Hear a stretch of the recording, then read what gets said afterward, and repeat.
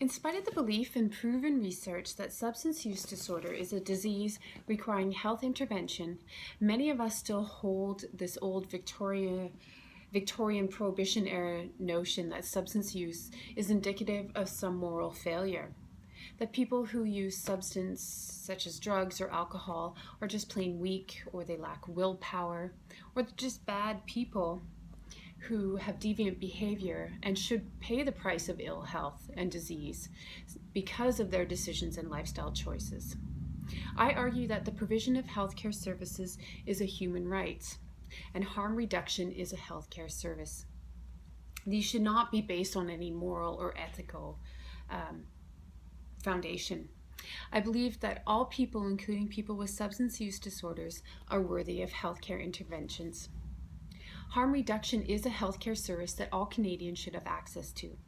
In fact, harm reduction includes a range of health interventions that reduce harm associated with substance use and sexual health for both individuals and our community.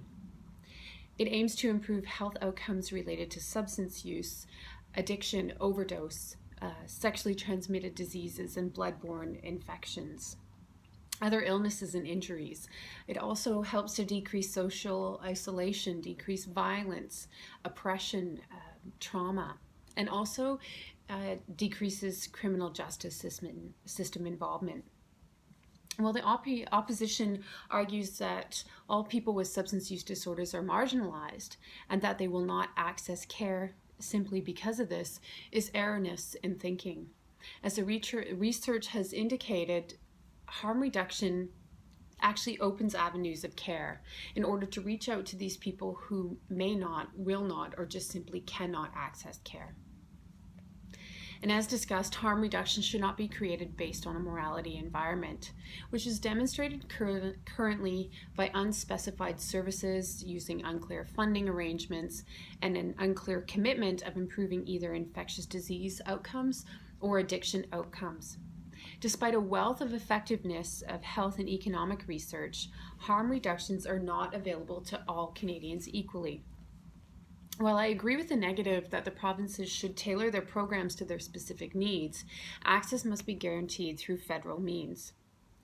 We must view harm reduction as a necessary healthcare service that all Canadians should be guaranteed access to.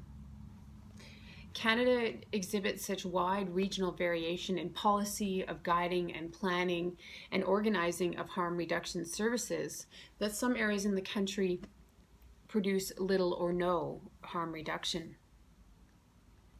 Well, both the negative and the affirmative agree that substance use addictions are people, and we agree that they need treatment, but we disagree how that treatment should be delivered. The negative thinks the root cause of addiction must be addressed, while the affirmative believe that this option through criminalization has been tried and failed. Thus, in closing, we need guaranteed access for harm reduction programs across Canada. Tying them into the Canada Health Act will protect these programs. Thank you.